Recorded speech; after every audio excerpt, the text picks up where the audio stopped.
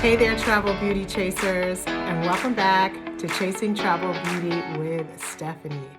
Today, let's talk about how to make travel more accessible and more affordable. No hacks, no gimmicks, just a simple system that makes it easy for everyone to travel. If you want to travel, I assume everyone does because I love it. I realize the benefits of it. I hope you do too, and I'm sure you do. That's why you're joining this channel. But let's talk about the 4 pillars that I've learned in terms of how to make travel more affordable. Okay, let's start with this. First, everyone should open up a high yield savings account. Now, we won't be saving for travel we want to do in 2026. This is always like a year forward. So we're doing this, we're setting it up for the travel that we're going to do in 2027. You know, if you put money in the bank in a savings account, what are you getting? 0.0000001%. Like, our money is basically losing money because of inflation. So we have to find a way to be able to catch up. High yield savings account is a way to do it. So I personally have an Amex high yield savings account. I put money in, my money makes money just from sitting in there.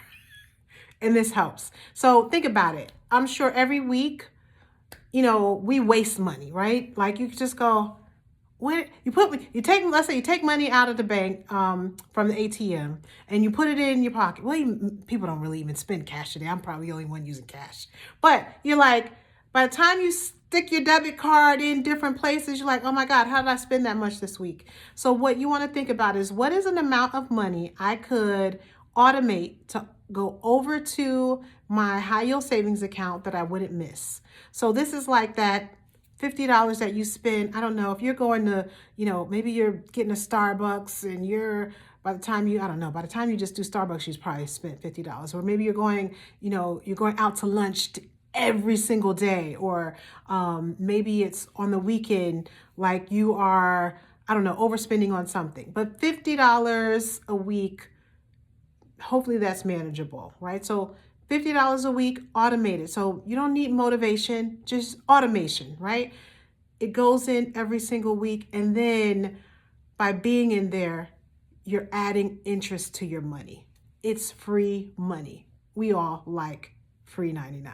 Get free money. So let your money make money. That's the first thing. So then when you get to this time next year, you have a pot of, let's say, $3,000, $4,000, $5,000 to play with, to at least have 2, 3 great vacation experiences, right? So that's number one.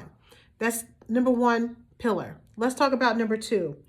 Number 2 is just get one travel card. Now, I know there are people who are masters and they're opening 6, 7. They have a PhD in how to optimize points and this credit card and open this one at this time so you can get there 75,000 points. And okay, for me, it's too much work. I like a simple life. I like things easy. So for me, what I do is I have one travel card. For me, that travel card is Amex Platinum. That's what I use. And literally everything goes on the one card, right? I go to the gas station. I go to the grocery store. I pay my tuition, big price. Anywhere that I shop, I go to a restaurant. All of my travel. Great thing about travel is you get 5 times the points. So every dollar I spend is $5. So it adds up. It basically is multiplication. It's not addition, it's actually multiplication. And that's what we want. This is what's going to help us get to our goals sooner. Not only that, what's also nice about, having the Amex card is, it makes travel more human.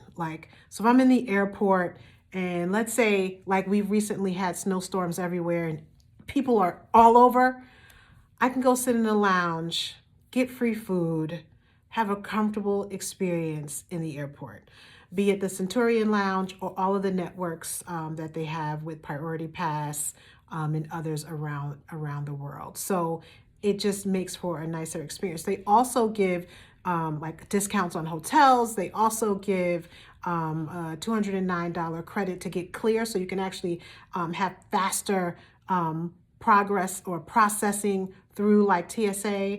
So lots of benefits. Now, you pick the one. I've just been with Amex since I was in college.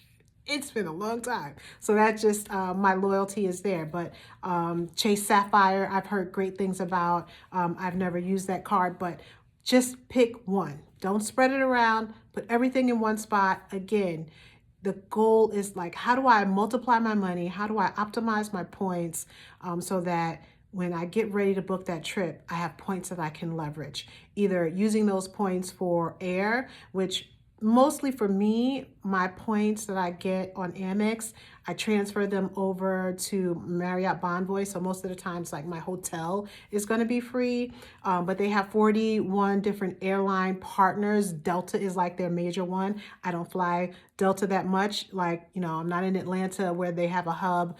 My hub is American Airlines. So that doesn't work out so well for me because you can't transfer points to American. I have found a little bit of a workaround there. So like I'll transfer points to Marriott and then transfer them over to American, but I lose points that way. So you have to have a lot of points to make that worthwhile. Or you have to say, oh, I'm just a little bit short on the points that I need with American, and then maybe it makes it worthwhile to transfer points that way. So that's two things, right? So it's opening the high yield savings account, and it's two, making sure you're using one travel card. Let's talk about number three. Number three is, how do you leverage all of the technology and the apps that are out there? So for me, my go-to one right now is Going. Yes, there's a fee to it, but honestly, I feel like it's the best in the game for the price. It's well worth it. Literally, I get alerts multiple times a day of who's got an amazing business fair, where it is around the world. I'm tracking 3 different different airport hubs, and it's giving me different flight options around the world, also domestically as well. So I feel like, and especially now in this season where I'm, semi-retired and have a little bit more time for travel, but discount travel becomes even more important. Going is my go-to. But you have other things like Skyscanner. I use Skyscanner when I went to Malta. So like I booked my my flight on American from here to Paris, and there's a way you can go into Skyscanner and say, like, show me the flights from anywhere taking me to Malta.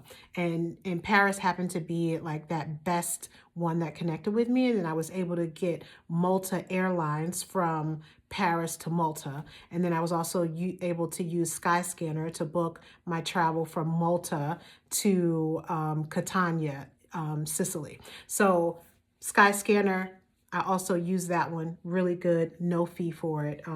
It's really helpful. Obviously, you got Google Flights. So I'm tracking, I put in certain flights that I'm looking for, like when does it get its cheapest, when is it discounted, and they'll send you alerts. So that one's helpful. I also use Kayak, not to book. And in fact, I don't even use my Going to book.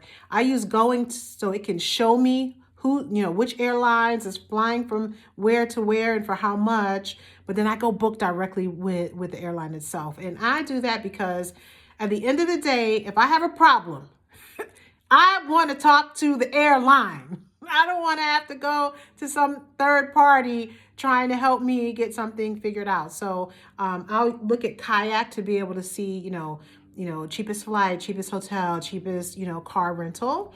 And then Agoda is an app that I use, and usually only for hotels in Europe. So if I'm looking to book a hotel in Europe, I'll go into Agoda to see what the, best discounts are for that. But then of course there are, other apps that like I haven't used, but I've heard people talk about and say good things. So there's Hopper, which gives you price prediction, so you can know when is the best time to book a flight. There's Kiwi, and this one has unique flight combos.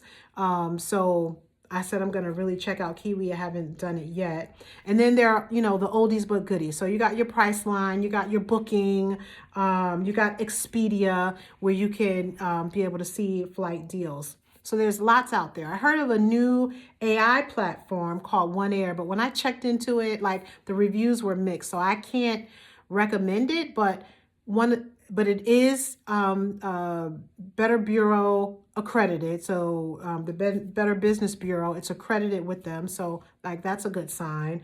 And some of the reviews did say that people save between 20 to 60% off on airfare. So that's great. But because there are some people who had horrible experiences, it's not something I would recommend, but something we should keep our eye on.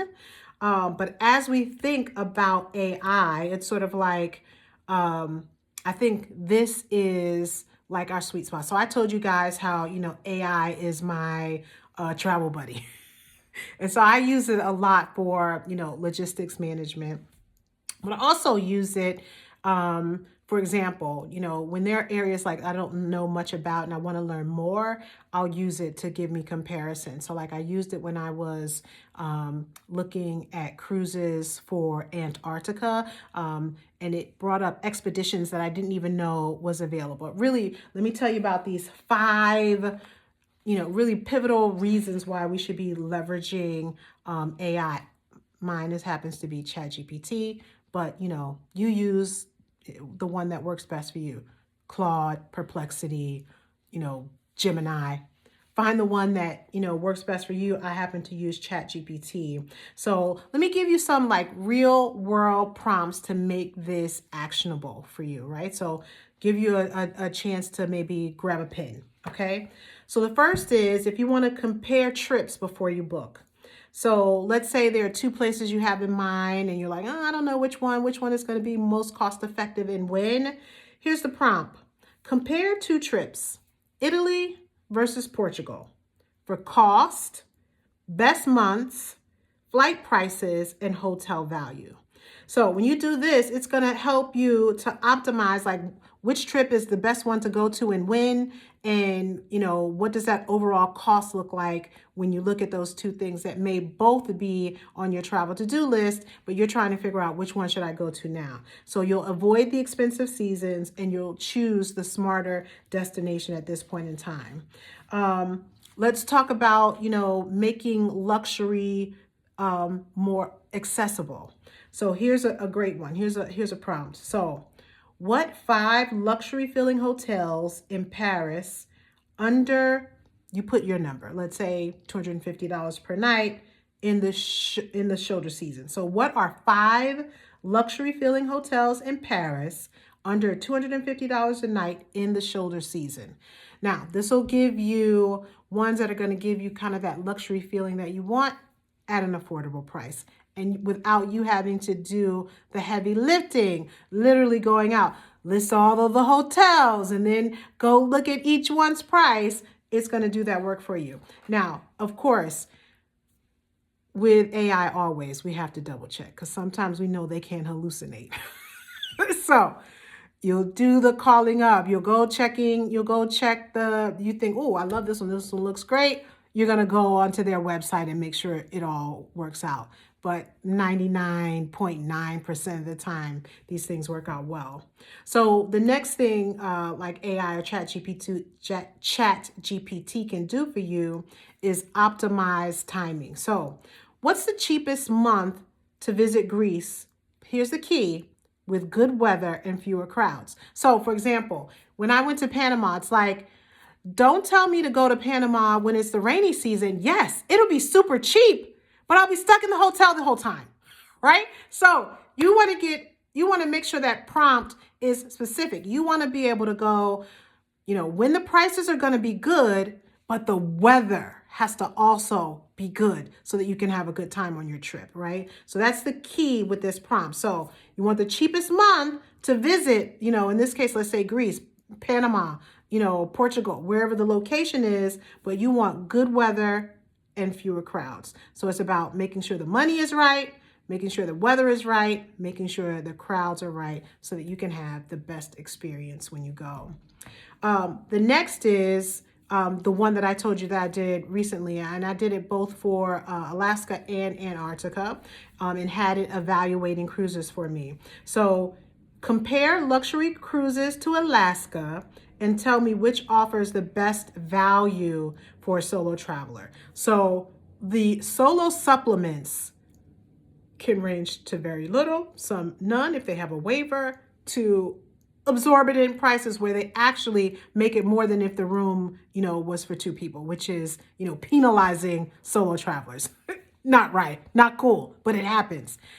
Let your AI personal travel assistant do the heavy lifting for you.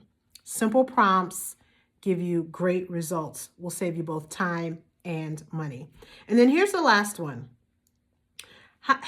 Let your personal travel assistant build itineraries for you that allow you not to overpay. So build a 7-day Rome itinerary, grouping sites by neighborhood to minimize transportation costs. So I'm already going to spend the money for the flight and the hotel, which it already actually helped me save money there. But now, once I get boots on the ground, make my money go further by helping me be a smart tourist so that I group things together to save on transportation costs. So this will mean maybe doing a little bit more walking, spending less, but enjoying your time more and not coming back home with bills you're like, OMG, I had way too much fun on my time away. So travel can be affordable and accessible for all of us. We don't need the hacks or the gimmicks, or it doesn't have to be so complex like you're like, it feels like, do I need a PhD to be able to do this and make it affordable? Just 4 pillars, a simple system to make it affordable. So I'm curious for you, which of the 4 areas, seems like the one that you could most easily implement now? So, because what I don't want you to do is overwhelm yourself and say, okay, I got to put all 4 pillars in place right now. No, start slow, start low, slow, and go and build, right? So start with the one that feels easiest to you, and then build and build and build to reap those savings. So what's the one that you say, yeah, I can do this one. I could do this right now. Is it opening the high yield savings account? Is it getting that one travel card? Is it leveraging those apps? Or is it AI, using it as your personal travel assistant? Well, friends, we have reached the end of our time together today. But there's no need for sorrow, because I'm going to see you tomorrow. But until then, keep chasing travel beauty wherever your journeys may take you. Thanks so much for watching, guys. I'll see you tomorrow.